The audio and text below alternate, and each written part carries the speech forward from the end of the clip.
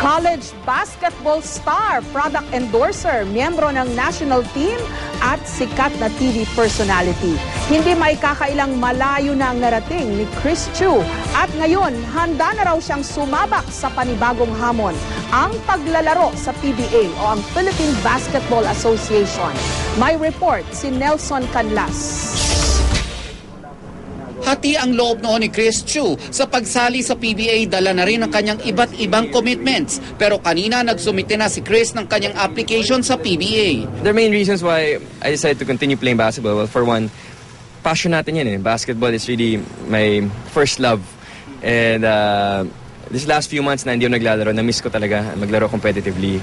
Secondly, I believe that I have a responsibility and a duty towards the Philippine basketball fans, towards my fans, yung mga kabataan. Matapos ang ilang taon bilang guard ng national team na Smart Gilas, ready na raw siya sa kakaibang hamon ng PBA. Exposure-wise, mas maraming games na napapanood dito sa Pilipinas eh. Unlike yung sa national team, bihira na matelevise yung mga games and we only have how many tournaments in a year.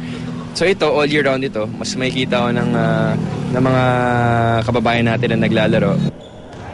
Dadaan pa siya sa draft para malaman kung saang team ng PBA maglalaro. Time management daw ang gagawin ni Chris para mapagsabay niya ang paglalaro sa PBA at ang taping ng kanyang mga TV program. Si Chris ang host ng I Believe. Isa rin siyang konsehal ng barangay sa Makati. Nelson Canlas, GMA News. At kasama natin dito sa ating studio si Chris Chu. Nung huli kitang na-interview, Chris, hindi ka desidido kung papasok ka sa PBA. Pero ngayon, you finally decided after so many years of mulling about it. Yep, that's right. Actually, for the last 3 years, I played for the national team, yung Smart Gilas national team. And ngayon, natapos na yung programa na yun. Meron ng bagong coach, meron na rin sila mga bagong players. And I decided to, to move on from that and try something else. I was deciding whether tuloy ko pa ba yung basketball or move on na, full-time na ako sa negosyo.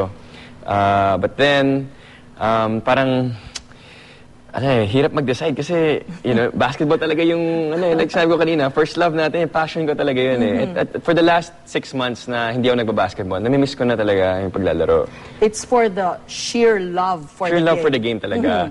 And more than that also, I think it's like what I said earlier, yung responsibility ko towards the Philippine basketball fans, the people who have been clamoring and tweeting me and messaging me always to, sige na, mag-PBA ka na kasi we want to see you play, You've inspired us so much, you've been a great role model, for us and to our kids, diba? And when I hear that, parang, and then I'm gonna turn away from the game, parang baka mag-guilty ako eh, ayoko maramdaman yun eh. Kasi binigyan tayo ng blessing and I believe that we should use it, for a positive cause, for a positive reason. Like naalala ko, tinanong mo yun sa akin dati, sa dating interview natin eh. At saka itong PBA, especially basketball, lalo na dito sa Pilipinas, it's a very powerful, platform, to do good, to promote certain advocacies.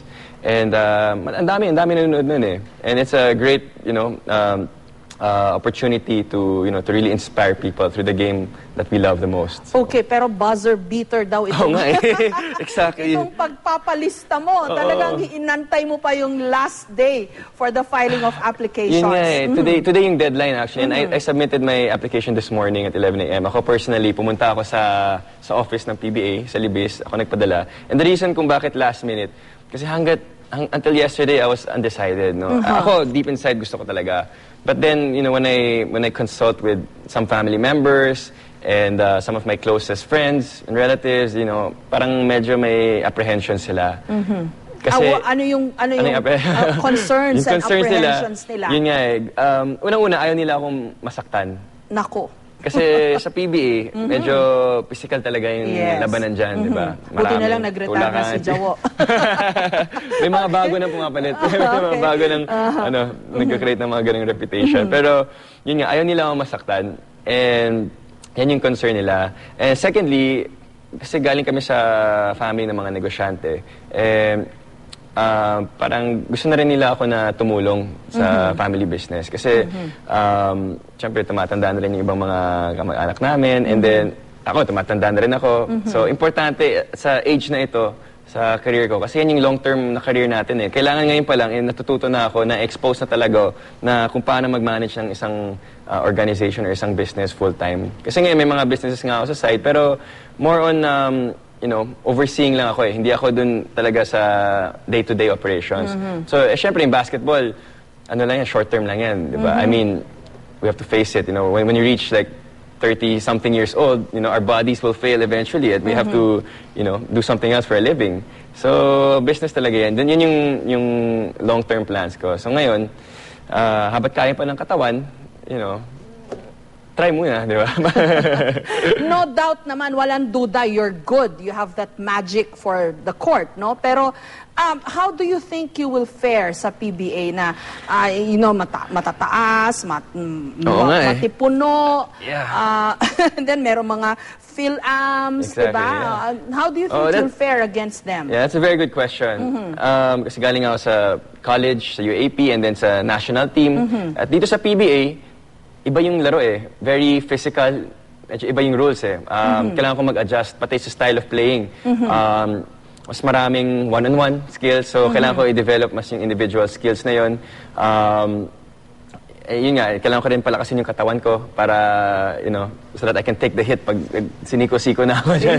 Pinawaka-waka na. But Pero I think one thing you have, sabi mo sa akin nun, you shoot from the outside, That's right, diba? that's right. Which is good for your height, diba? Definitely, Kasi kung malakas ka talaga, then you have the wherewithal to go into the center. Talagang sasabak ka. But Pero at least you were din trained to shoot from the outside, yeah, diba? that's one asset I think that I have. But syempre, kailangan maging all-around player. Hindi naman pwede shoot ka lang na shoot sa labas. Kasi madaling bantayan yan kung alam nila, diyan ka lang shoot eh. So you have to sort of develop other areas of your game. Yun nga yung risk. Pag sumaksak ka, pwedeng hatawin ka at hindi ka na makatayo agad-agad. Diba? You know, kasama sa laro yun eh. But I think, kakayanin naman ng katawan. I mean, sanay tayo dyan sa mga ganyang bakbakan. Yung game fixing, hindi ka ba na-concern doon? Kasi, you know, di ba may mga ganyang na kuskus balungos ditong past months na may game fixing daw dyan and it came from one of the players mismo, although he ended up denying it. But still, no, a lot of people think there's game fixing in the PBA. Well, I don't know. It's hard for me to say. Wala pa ako dyan eh. So, I don't think I can speak for about that issue. Okay. Wala pa naman yung malapit sa akin. So, napupuyat ka rin ba dito sa Olympics? Yung US Dream naman. Team, di ba? Nagsama sila Kobe Bryant, sila LeBron James, etc. Oo, pinapanood ko yun. Actually, last night, I was up till like 3 a.m. Pinapanood ko yung laro ng Spain and France and Lithuania. Kasi ang ganda panoorin yung Olympics at saka yung international style ng paglalaro eh. Iba-iba yung laro nila eh. A lot of movement without the ball, a lot of passing, hard cuts, you know. Ang ganda panoorin. And yeah, last night was France and Lithuania, nanalo ang France. And USA,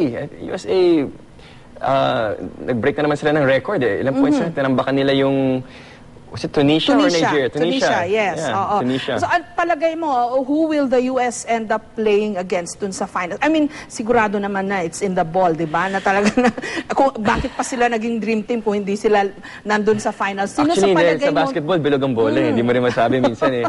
Yung mahirap sa format ng FIBA kasi knockout yan pagdating sa semifinals, quarterfinals, semifinals. So minsan, pag minalas, bad game sila, good game kalaban, pwedeng matanggal eh. But then, I think US pa rin ang mag-finals. Who do you think they will face? Tingin ko, Spain. Spain pa rin eh. Although yung captain nila, si Juan Carlos Navarro, may injury daw. But ano pa yun, yung Gasol brothers, sila Calderon, si ano pangalan na? Si Navarro, yung isa pang Rudy Fernandez. Marami rin sila mga NBA stars eh. And they dalawang Gasol, di ba? Dalawang Gasol na Twin Towers niya. Okay, pero alam mo rin yung nangyayari sa team natin, no? 4 na lang yung pag-asa natin.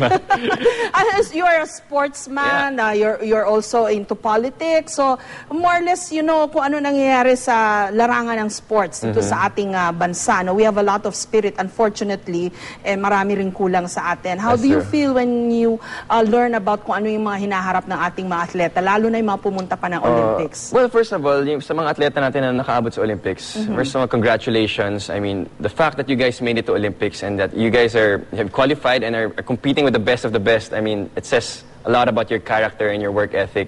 And we're really proud of you guys, no matter what happens, whether you bring home a medal or not, we're really proud of you guys.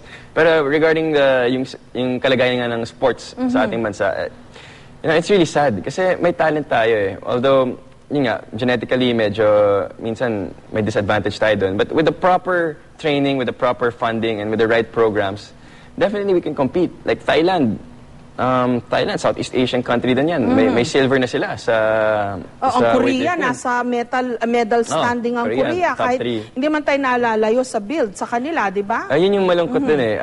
Kasi sports is a very powerful tool to inspire and to unite a nation. Nakita naman, pag naglalaban yung mga atleta natin sa Olympics, talagang tigil lahat, nanonood lahat kung ano mangyayari. Tapos yan yung talagang sense of, source of joy and pride natin eh. So, and if we're able to produce, athletes that can really excel internationally, it's good for our country. And it's just really sad that, that they're not getting the proper, funding and support that they need in order to become elite athletes. Kasi importante talaga yung detalye na kung ano yung kinakain nila, kung ano klaseng training ang nakukuha nila. Minsan napapabayaan yun eh. But with the kind of competition that you have globally, kailangan talaga bigyan ng focus yung ganung programa. Last question, alam mo na ba kung saang team ka sasali sa PBA?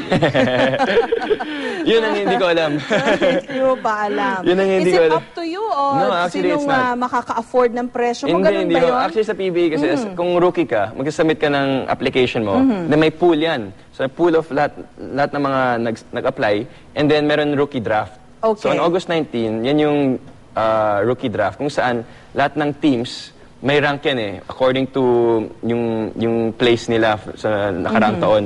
So, lahat ng teams may hierarchy yan kung sino yung unang pipili ng players nila.